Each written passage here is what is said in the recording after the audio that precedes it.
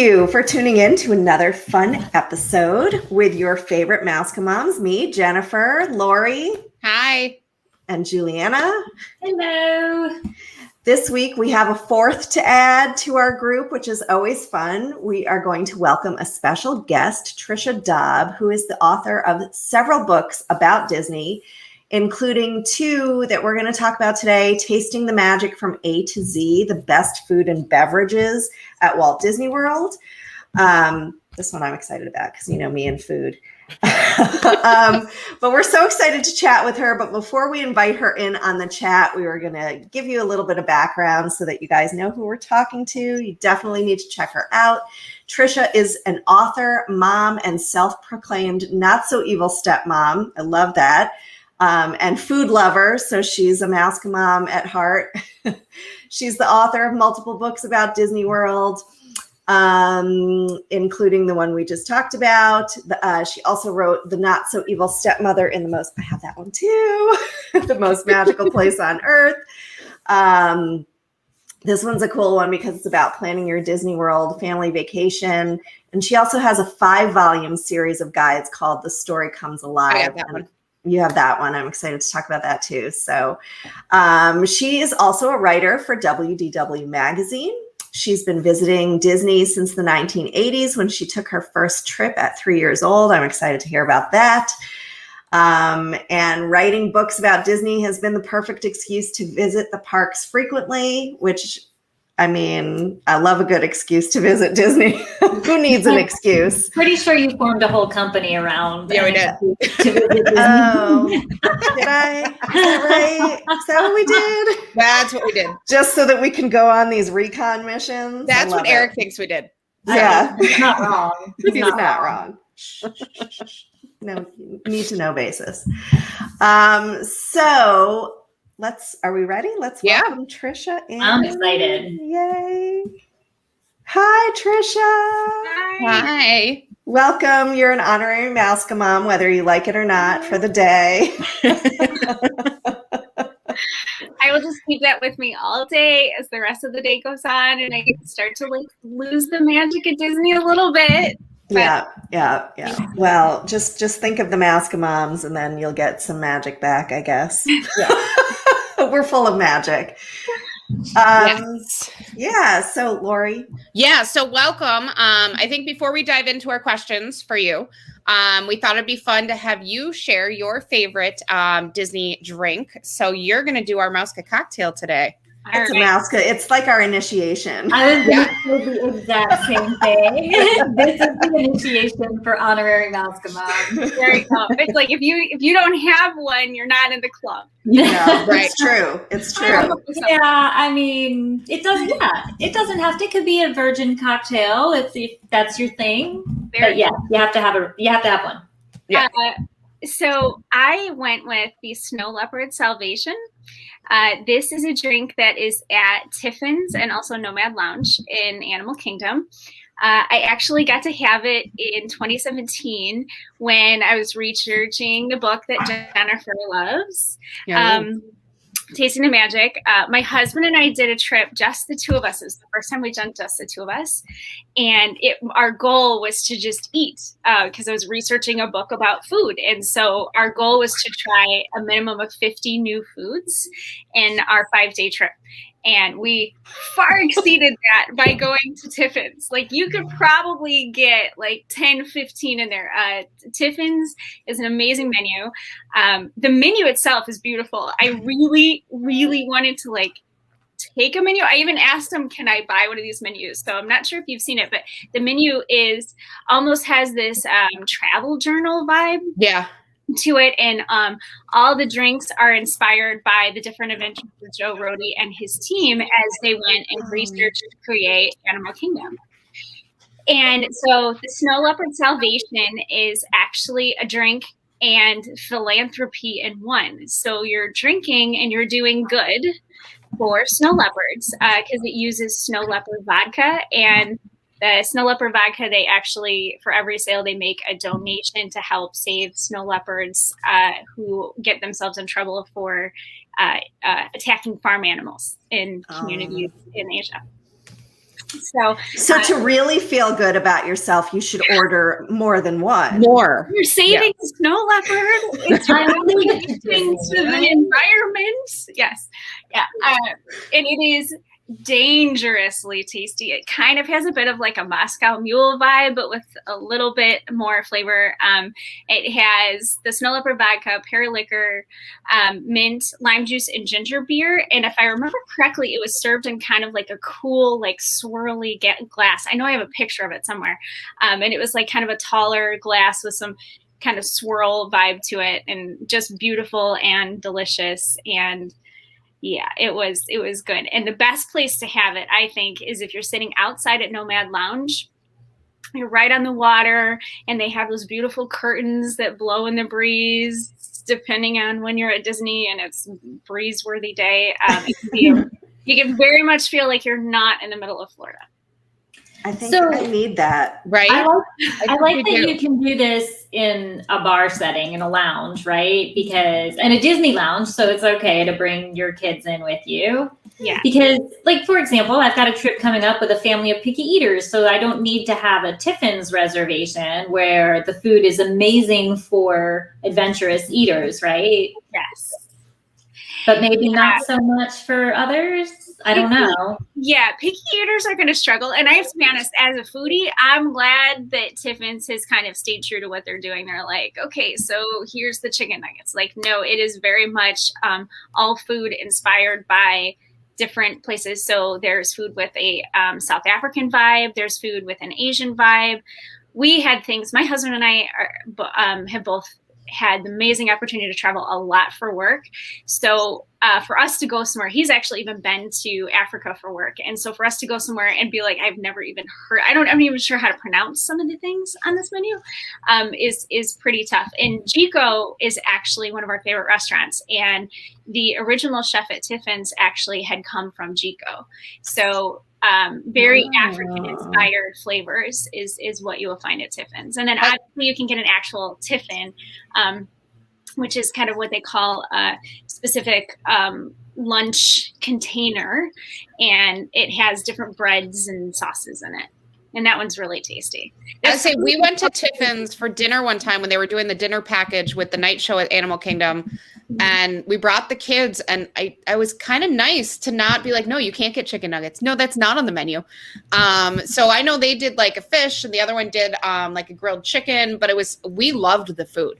Loved it. I'm going to need to try it, because you'd be surprised, right, when you don't present your kids with an option. Yeah. I mean, that's been my life for the last couple of years. There are no kids menus in Paris. Nope. So at least not at restaurants where you want to eat. So, now they like truffle mac and cheese, and not that that's very exotic, but you get what I'm saying. I think for some kids it's pretty exotic. Oh yeah. So yeah, I mean, I think I'm definitely going to have to take my family there. But until then, this drink at Nomad Lounge sounds like a perfect break from the heat of the day. Yeah. I think we're adding that to our list for our August trip. I'm adding it for July. We can just go from Tusker House to a drink at Tiffin's. There you go. And it's really nice too. I mean, the outdoor area, I think it's just stunning. And so pretty and quiet. And you don't even think about, it's really easy to kind of lose where you are. If you can get, there's this one wonderful table that's like really, it's as far as possible from that walkway. And now that Pandora's there, you definitely get a lot more noise and traffic than previously. But it's just with those flowing curtains, and they have low couches, and it's really beautiful. And then obviously inside Nomad Lounge is really cool. It is total tons of eye candy. Like they have cast members and visitors have written notes about travel, and then all along the roof line, there are questions about life and travel and where do you want to go. So it's basically conversation starter. You don't even have to like try. It's all you don't even have to like the people you're with, because you can just like it's built-in conversation. That's great. Absolutely. Well, that's definitely on my bucket list. I definitely need to try that one. And Jico too. I've never tried Jico. I've been to Boma. I've been to Sanaa. Yeah. Love Sanaa. Oh, I wrote a whole blog about how I'm like arguing that butter chicken is the single best dish at Disney. It is pretty good. I'll agree when we with were that down one. there in January, February, and March, we didn't make reservations for there, but we picked up because they were doing the pickups at the time, and we went twice, and it was like a 20-minute drive each way. I'm like, I don't care, bread service and butter chicken. I need both. Yeah. The Indian sampler and butter chicken, like these are musts. Yes, it is. And so, Juliana, to speak to your point, when I was there in 2015, which was kind of the basis of writing all the books, we had a group and we had 2 very picky eaters with us. Mm-hmm. And our first day, you know, we had to get up at 3 a.m. to make our flight. Our room wasn't ready, and I was getting hangry. And I was like, "We're going downstairs to this restaurant. We're going to eat." It was my second time going to Sanaa at that point, and they too. There's not a lot of options. And these 2 picky eaters. The one is my older son. By the end of it, he was over, like, squished next to me, eating all of my food because he was bored with the boring food that he had gotten. So I think it's one of those things of, you're at Disney, there's a giraffe walking by. Now's the time to try something new. Right. Yeah. No, kids are easier. Picky kids are easier than picky adults. Oh, yeah. Yes, they are. Yes. That's true. Wow. All right. So anyway, this is turning into a all things Africa Disney. We could do Animal Kingdom and just spend an entire episode on that. But no, we are excited to talk to you about Disney and your books and your inspiration. So I guess we're going to start from the beginning. How did you start your love for Disney? I would say actually, in my first book, I have a dedication to my grandma.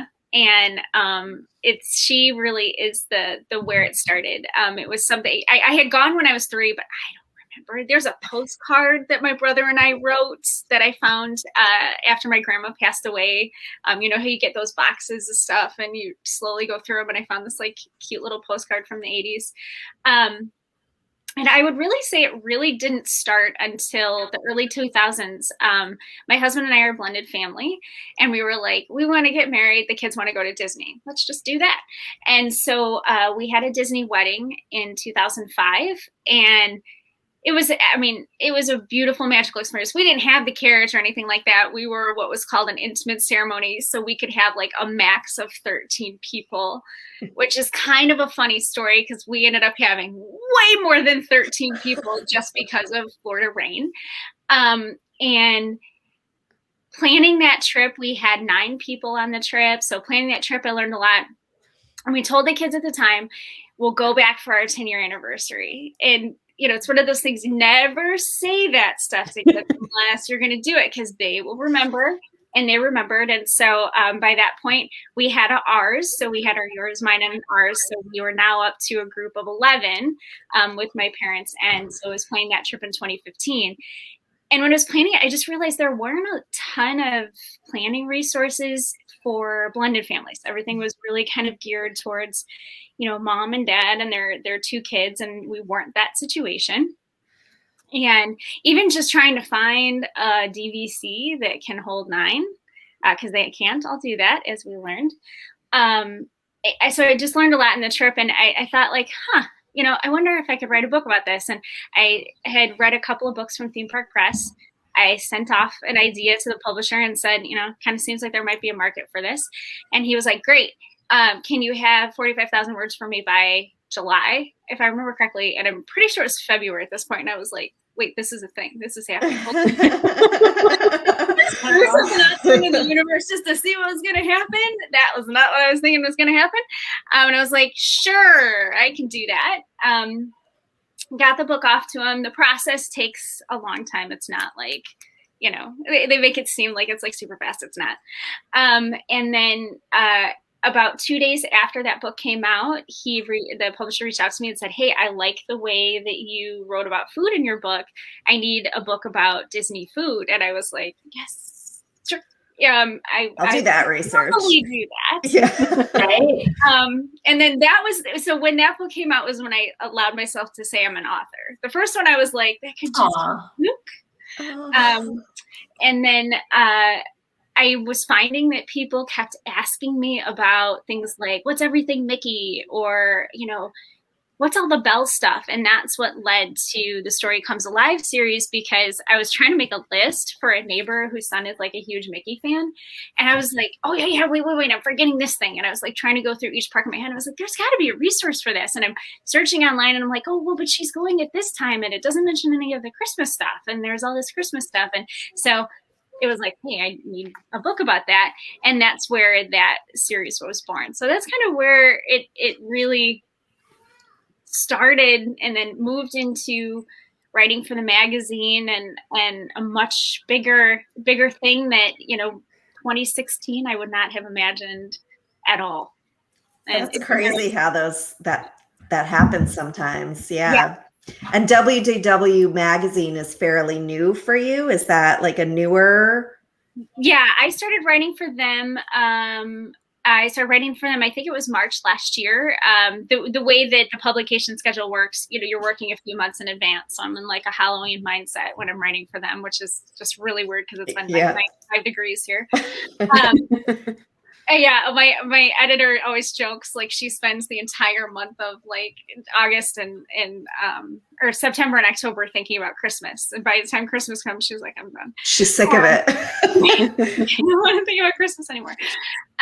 So I started writing for them in March, and then my first article was in their July edition. That's really exciting.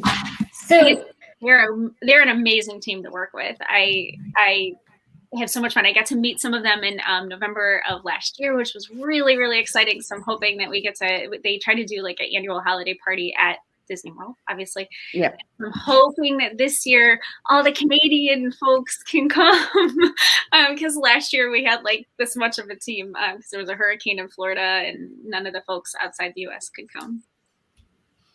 Yeah. So Yay, COVID. I'm super impressed that when you, just back to the book for a second, I'm impressed that when you started writing this list for your friend, that your first action was to just do it from memory and then think, there should be something online for this. And I've been impressed just, through looking at the books and talking with you, just with how much you just know in detail off the top of your head. Where does that knowledge come from? Some of it. So I would say that when I started writing the food book, I realized that I didn't want to just do like a typical dining guide of, it's this kind of food, this is the menu, this is the price. Like those exist and they're great. And that is what a lot of people need. I wanted to bring something else to it. I wanted to take people into the experience of being in Be Our Guest, what it's like when you're walking in there for the first time. Like we were talking earlier with the Snow Leopard Salvation, going and sitting outside and having that breeze, like really taking people into that piece. But to do that, you have to experience it. It's hard to bring somebody there when you yourself haven't been there.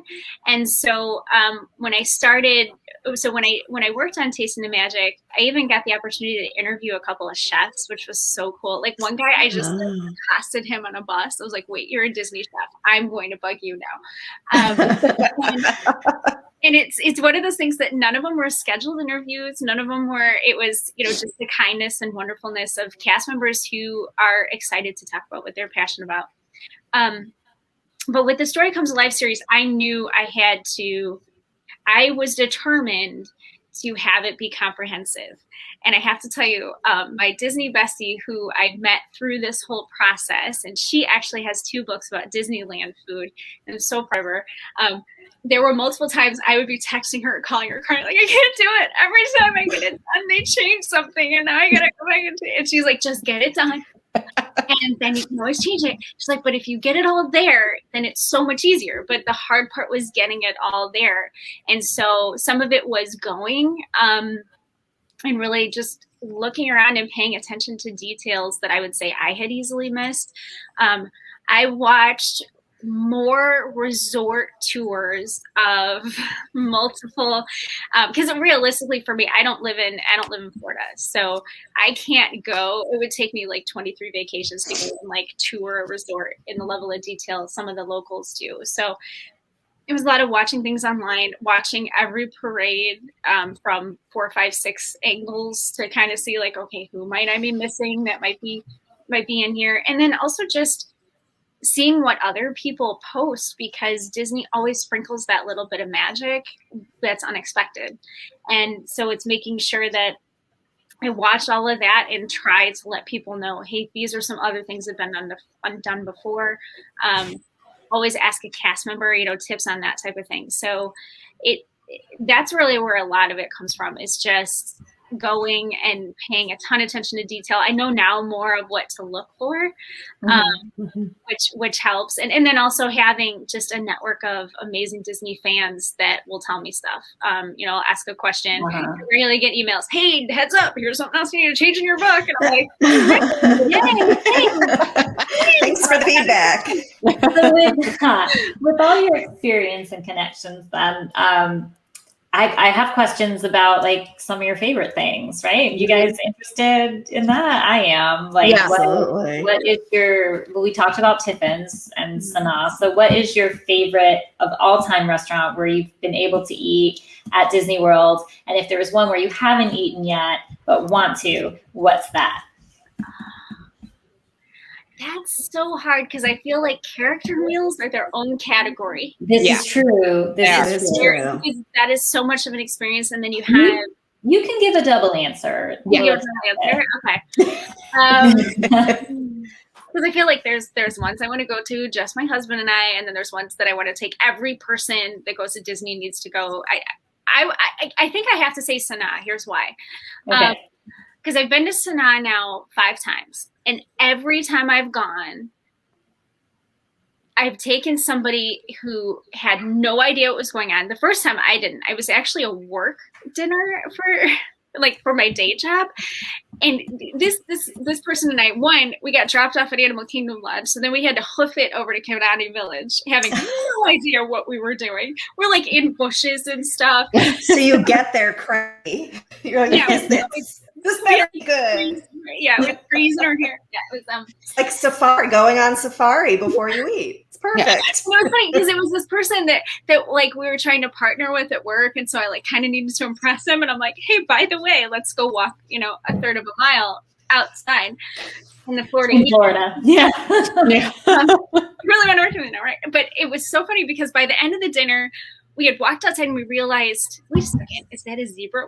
Is that a giraffe? So we were on that second level lookout area. Yeah. And we literally ended up like running through the hotel, looking at window after window to try to see what animals we could find. And as you all know, that is a long hallway. Like it keeps going and going and going.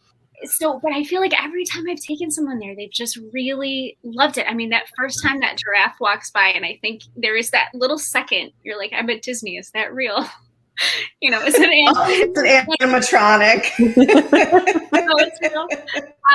And then the food, the people. It's one of the things I love so much about Animal Kingdom Lodge and in Kidani Village, especially, is most of the folks are locals. They are excited and interested to hear your story. They have their own. That's why I always ask,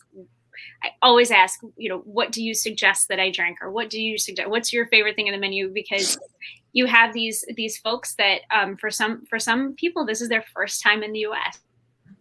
And they love to talk to you as much as that you would love to hear stories from them. So I think it has to be that, because the food is amazing.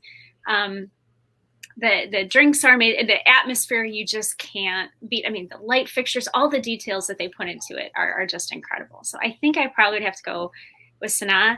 But a strong runner-up for me is the Snow White storybook dinner. Have you done that yet or no? Yes. So that's at the top of my list for character meals. I was gonna say I love Artist Point. That one needs to come back sooner than later.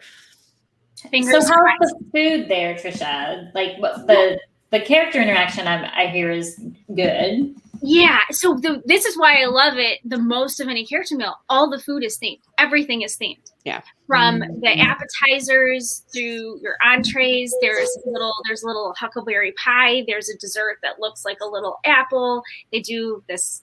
I don't want to give anything away. There's a thing with a box. Let's just say. Yeah. And all of it is beautifully themed. I love how they have the twinkling lights up in the ceiling. We just had the best time. So I was meeting the evil queen, which as a not so evil stepmother, like she and Lady Tremaine are like the ladies. And I was like, you're not my hero, but I feel like we have this connection. You don't know what you're about, but I'm excited about it.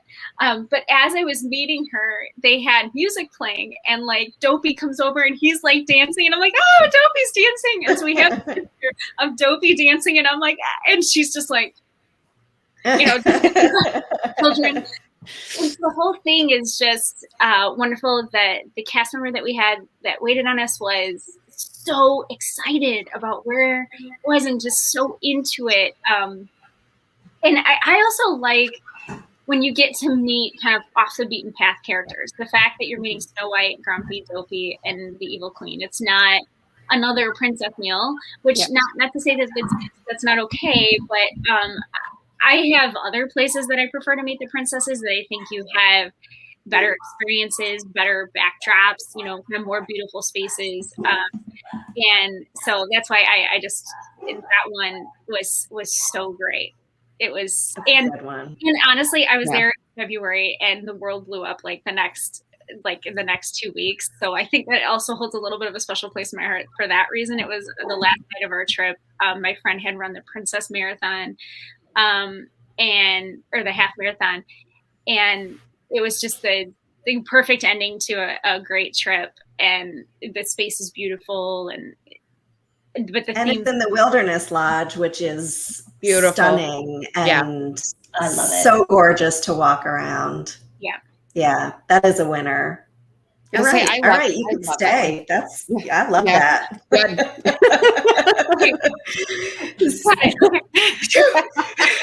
So how about snacks? Do you have a favorite snack? I mean, meals, I think I agree with you. If somebody asked me to tell them my favorite Disney restaurant, it's really hard to narrow it down. I think snacks might be even harder.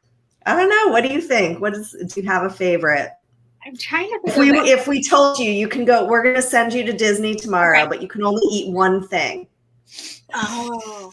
And it has to be a snack, though. It has to be a snack. I was going to say, I'm not paying for a meal for you. I can transport butter chicken somehow. I feel like it would change depending on the day, right? Like if I was going tomorrow, it would have to be the ice cream brioche thing. Oh, God, I know you're not asking me. I know that we're asking Trisha, but but you're going to tell us anyway.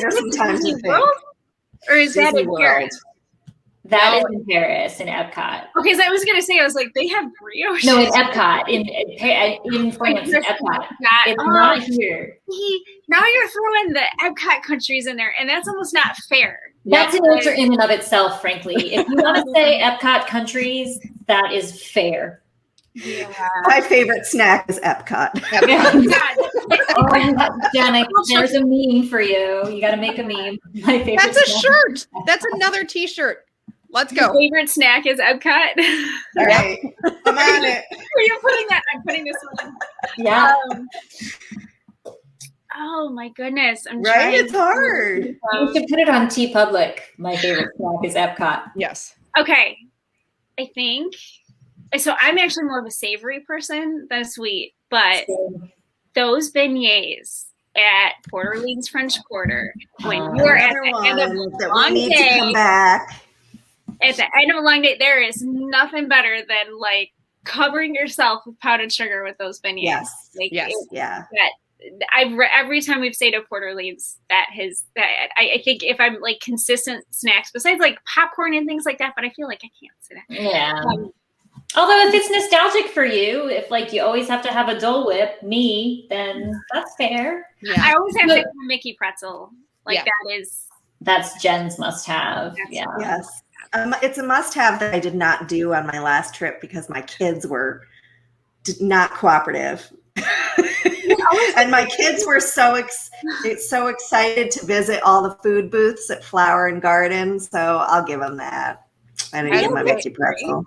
I don't care about the kids. I have to go get the cheeseburger egg rolls from Adventureland done. I don't care. The kids, I'm like, you go wherever you want to go. I'm getting the egg rolls. Yeah. Those were so good. I had those for the first time when I was there in February because I did a trip. It was just my friend and I, and the great part is she's a total foodie too. So we just, how is it that 2 grown women ended up at 4 character breakfasts? Oh yeah, we straight up did 4 character meals, and we were kind of like, not all of them were planned, some of them were, and we were like, this has just been the best vacation ever. But there's nothing like a girls' trip. Yeah, it was. We were both deathly afraid of heights, and we were trying to get from Epcot to Hollywood, and we were like, we're gonna walk, never mind. And then we were like, no, we'll go on the Skyliner. And literally, she and I were both like, oh, and thankfully we were in there with these 3 lovely ladies that coached us through the whole process. We were actually needing to get off at a resort, but they helped us. Like, they're like, we'll just come with you to Hollywood and help you navigate because we're concerned for you. Oh no. So it's safe to say you did not go on the Tower of Terror on that trip? No, that's different. Oh, okay. Different. I would say that's different. Fall. My son's petrified of the Skyliner, especially when it goes over the water when you head to Art of Animation. Petrified. Aww. And we laugh at him, and then my son's like, "It's gonna drop. It's gonna drop." It doesn't help. But yeah, the Skyliner's different. Tower of Terror, you're like, you're not looking straight down. You're not. Do you have a favorite attraction? Yeah. I would say Space Mountain. And Yay. so, Jen, when you were saying on your last trip you didn't have a Mickey pretzel, like, I feel like if you have those things you're supposed to do and you don't do it, your trip feels like slightly broken. Like, yes. Wait a second, I didn't do that thing, and I didn't go to cheated. Space Mountain, and I was in Magic Kingdom, and I chose Haunted Mansion over Space Mountain because I was there for Villains Night, and I was bounding as bowler hat guy, and I was like, I have to have a picture on Haunted Mansion bounding. It's a reasonable choice for Villains Night. Yeah. It is. No one can blame you for that. No, but I hear you. It makes it not complete. I'm that way with pirates. I need pirates every trip. Big Thunder. Yeah. See, I have Space and Splash. It's both. I love space. So how are you feeling about the Splash change? Don't. It's a sore subject. It's not pretty. I'm not happy. So I have 3 boys, so they're shoving princesses on my Splash Mountain. I'm like, stop it.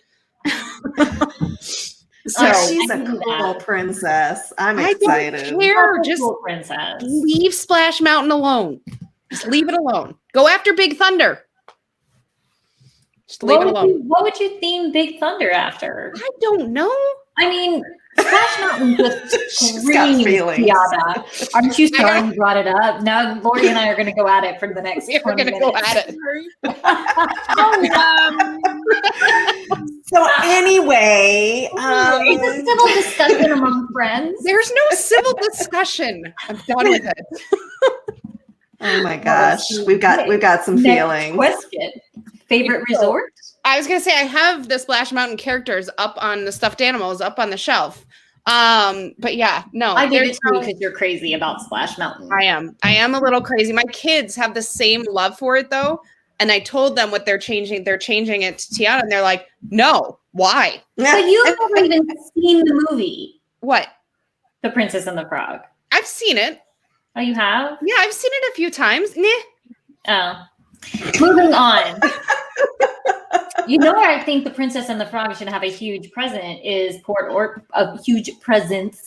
Orleans. Yeah. That's great. They should go over there. One of my favorite resorts. Do you have a favorite?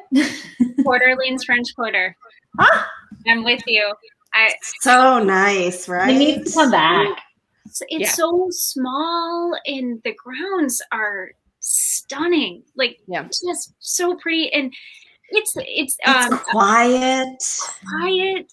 You can take the boat to Disney Springs. There's Yes. never, you're not in a situation where you're like, I'm going to battle 17 people to get on this bus. You know, there's no pushing grandmas out of the way at the bus stop. Or walking 3 miles at the end of the day to get back to your room when you're already tired. I love that resort. I miss it so much. Why are they not bringing her back? And see, I think it's the combination. People love the resort. Plus, you have the beignets there. And I'm like, you better get ready when that resort opens. Like, you better have them thousands and thousands and thousands pre-made, because there's going to be a line out the door. Of beignets. I bet they're not that good if they're pre-made by the thousands, though. That's going to be my guess. They got to figure it out, man, because that's all I've heard from people is that they're like, well, where can we get them? And I'm like, I'm sorry. It's only at Port, but it's not open. I'm like, no, I'm sorry.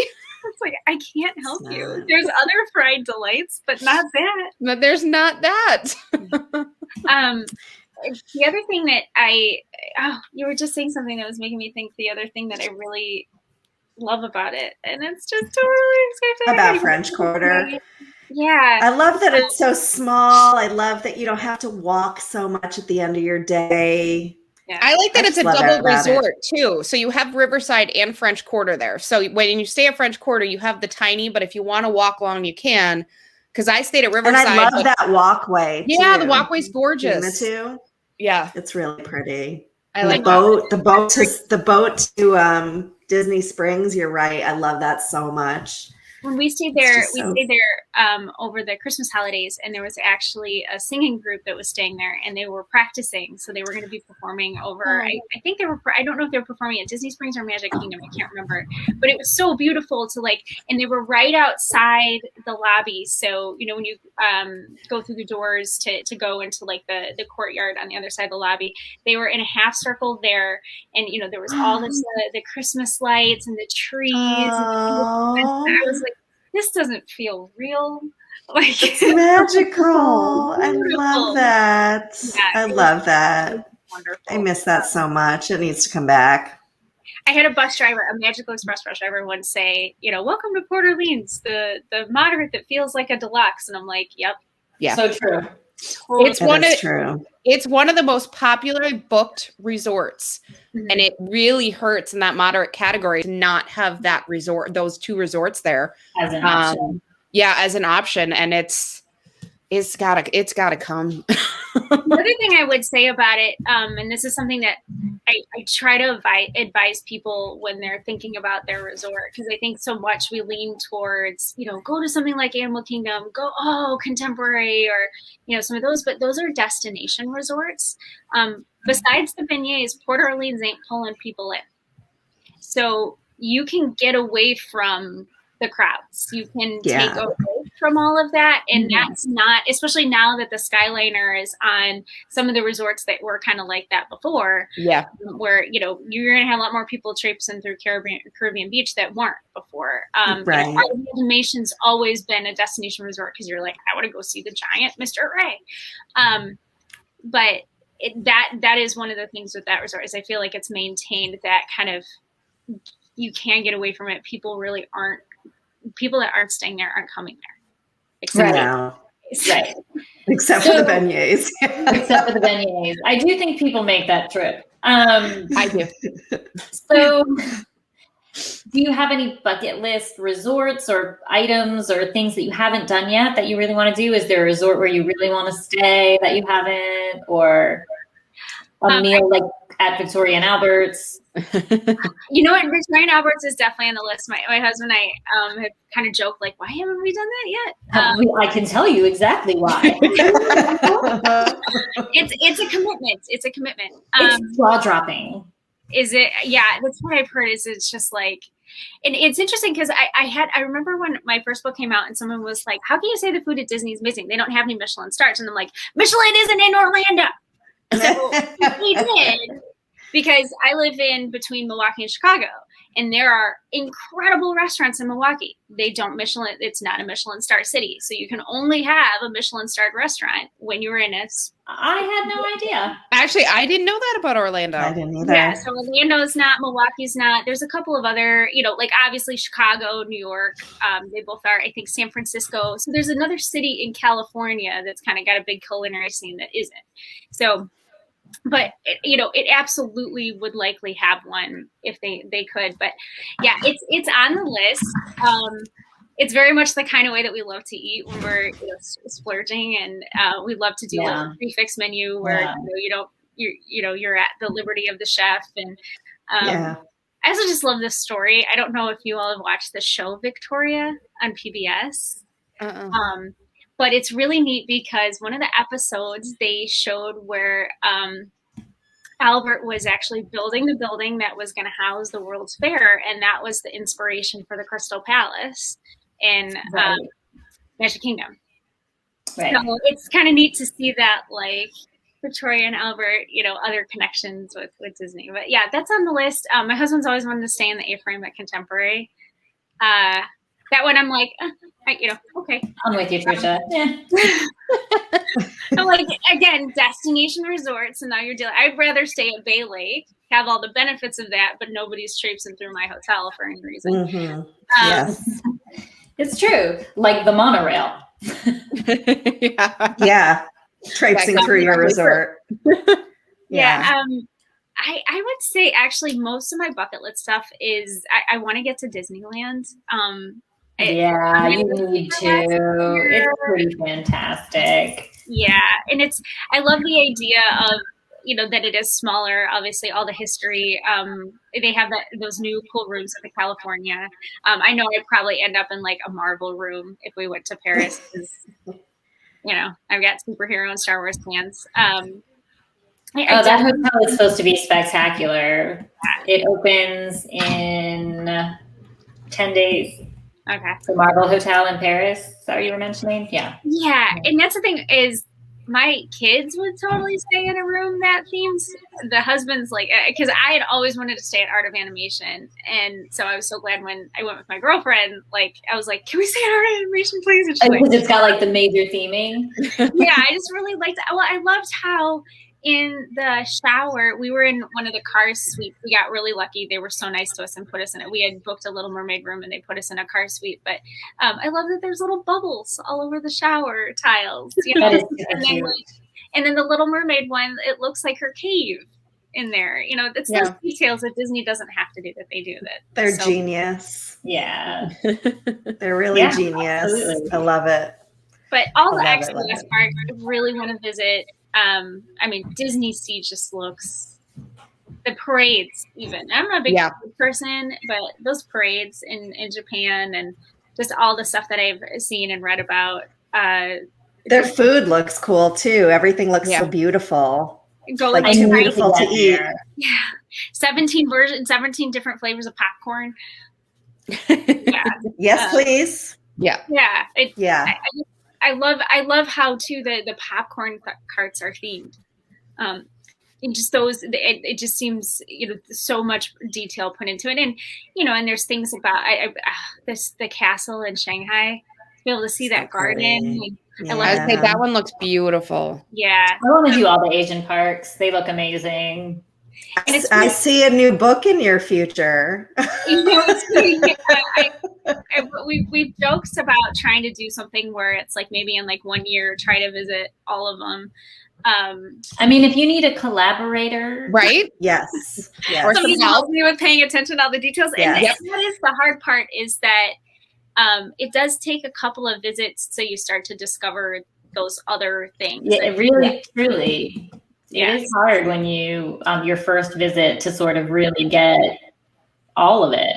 Well, I think it's like the shock first, right? Like you're like, oh my God, and you get overwhelmed and you're like, and this and this and this. And, even at Walt Disney World, once you slow down and you've been there so many times, then you're like, okay, now let me see the other stuff I haven't seen. Well, I think that's what we're always saying. Like, the reason we're able to go to Disney World so much is because every time we go, we're seeing something new. We're noticing something we never noticed before, and they're changing it all the time. So there literally is always something new for us to see, even when we go so frequently, which leads to my next question, Trisha. Do you have a favorite hidden gem that you might not have noticed had you not stopped to smell the roses? There's a number of, because I had to find all of them for the books. And in some cases it was scouring to find anything, because there are some, especially when I worked on the classics book. So for this one, this is where, sorry, I'm trying to get it. There we go. So for this one, this is where you have a lot of the movies. It's not the princesses. It's not the well, it was Fab Five, now Sensational Six. But these are, you have movies that maybe aren't have as much lore and as much Disney. And so something like Fox and the Hound, which was like one of those quintessential that I thought of when I was a kid. But so it required like really digging into, in some cases, really try to find, is there anything, or is there some small little homage, or maybe at a certain time of year, will you find something? And I think one thing that jumped out at me that I really loved, and I didn't realize this, is that the popcorn cart in Fantasyland is actually named after Belle's dad, and actually has like a Maurice kind of vibe to it. And you wouldn't know it by looking at it. Kind of like the witch invented or whatever. Yeah. If you go and like look at it really closely, you'll see, there are some little touches like that. And I love that stuff. Yeah. I love that stuff. I love that. I'm trying to think of a couple of other ones that stood out. They have like subtly themed stuff for Frozen at the bakery in Norway.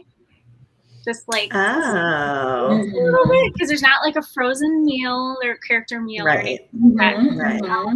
But they do a nice job. I mean, I like when when the countries get just a little bit in, just do those like slight homages because it's going to taste good. Sometimes I think the themed stuff gets a little like it's more about what it looks like than how it tastes. Like when Epcot does it, they do it right. Yes, they do. There was something at a resort that I saw that I was so like shocked and just like overjoyed by. I don't know if they do this anymore, but there was a few years where at the All-Star Resorts, they did a wreath decorating contest for the cast members. And so the cast members were able to take like their favorite movie or character and do a wreath for that. And it's just those kinds of things where you can find these like wonderful touches that that reminder of like these cast members are fans too.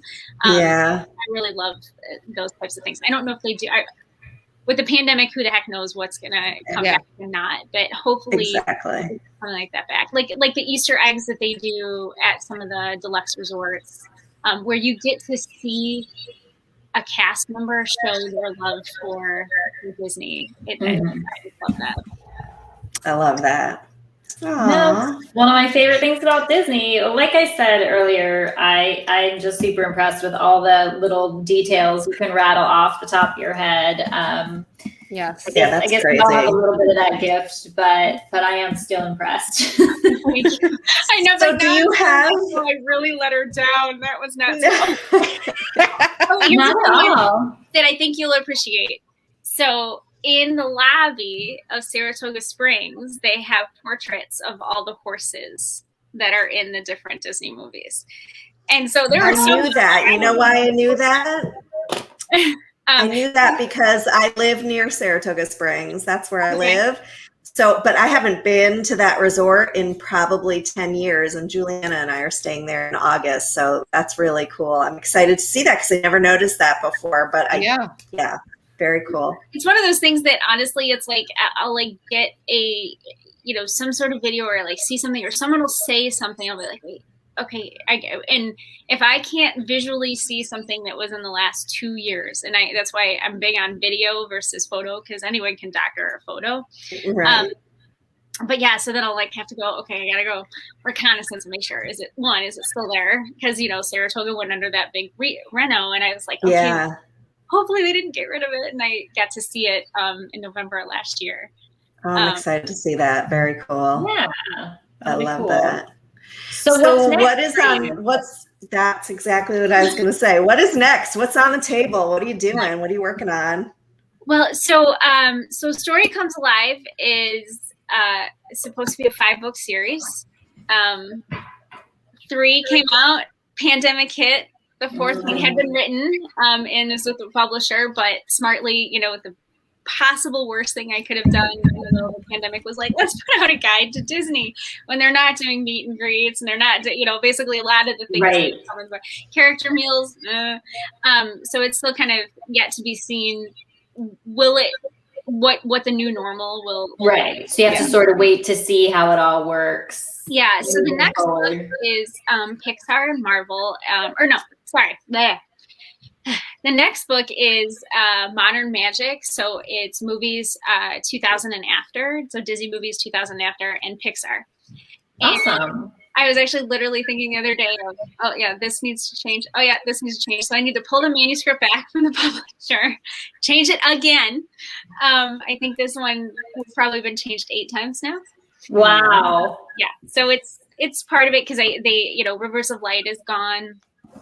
I can't remember. There were a couple of other like bigger things that Disney took away. So, and I need to add Soul into it.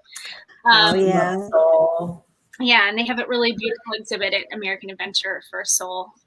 Yeah, we just saw that. It's so nice. Is it? Yeah, they didn't it was really nice. Okay. Well, that hopefully it'll stick around for a while because it should. Hopefully it should. Yeah. They haven't announced when they were taking it down, so it was really pretty. I think especially that there's like whole parts of the world that haven't been able to come. Yeah, so it would be great to like leave it up until they all get to. I think so too. I think that's their thinking with everything these days, like the 50th anniversary. That's why it's going to be 18 months because we need to give everybody a chance to come, Well, they what did. A mess. The 25th went on for I think slightly over because I have a map from January of the following year, the 25th. When was the 25th? Why can't I do my math? That was 96, right? So I have a map from January of 98, and I still had the pink balloon castle on it. So that monstrosity. That big mistake. I still remember. I went in college, and I still remember walking in and being like, "Is it always like this?" Like. Yep. They take the other one out. Like, what is this? And there was no Facebook and Instagram and that. Like, you didn't have anywhere. And I felt so bad for these people that were like, "I'm taking my family to Disney. I've saved up my whole life. And what is this thing? What is this thing?" But I feel like we didn't think that at the time. At the time, we're like, "Oh, this is cool. It's a cake, yay!" And now we're like, "Oh, it's kind of like leisure suits and bell bottoms." Oh my gosh. Track suits. Rolling our pants. I mean, if it's like leisure suits and bell bottoms, it means it's going to come back. It'll all come back. We don't want it to come back though. No. I still remember though being by a family. I think they may have been from Japan, and just the look of astonishment and not in a happy way on the mom's face. I could tell she was kind of like, funny. Wait, this isn't either. Maybe that was Candyland.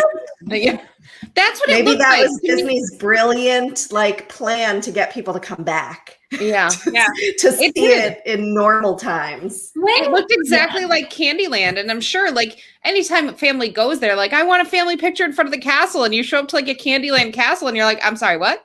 I will tell you though. Any picture I have from that point, I was like, I know exactly when that is. Yeah, that's true. What year was it? Disney does. Yeah. When was it? It was like 97, 96-ish. Yeah, they put it up in '96 for the 25th. So Right. in October of '96, and then it was there all through '97, and then the beginning of '98, and then I think they took it down. I think it was like February or March of '98.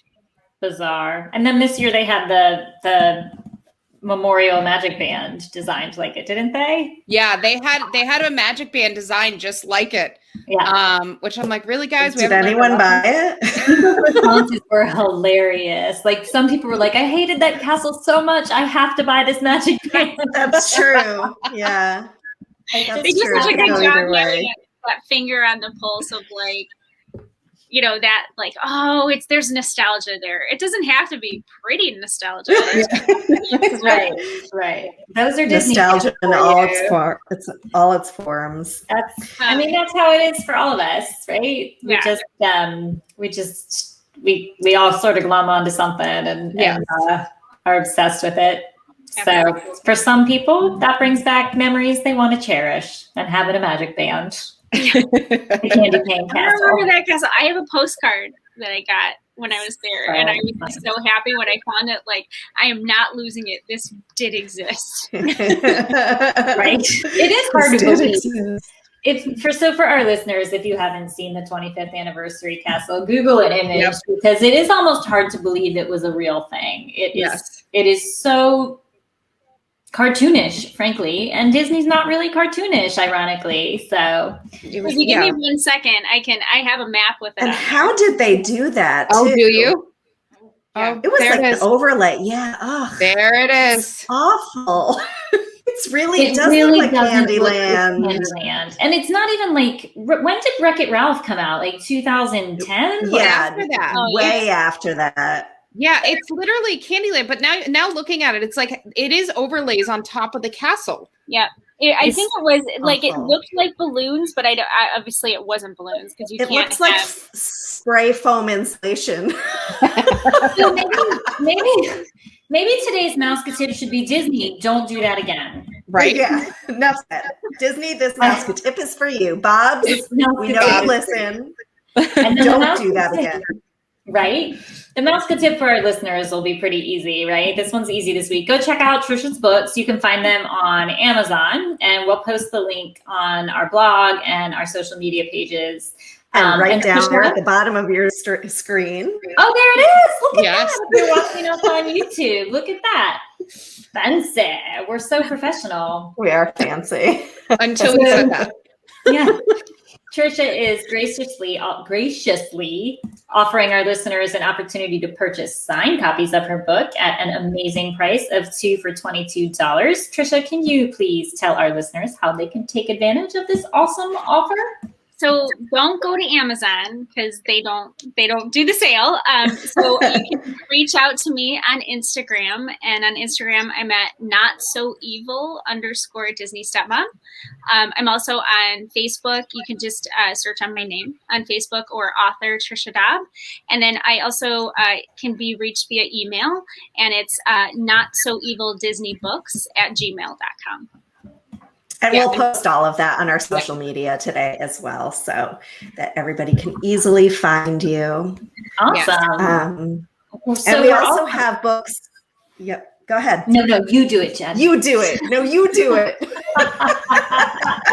Jen and I are on the same wavelength today. We keep trying to say the same stuff. So we're also super lucky to have 2 signed books that we're going to be giving away. So check out our posts coming in our Facebook group, Disney Planning and Chat by Mousecatip, for details about how to enter that. It is not too late.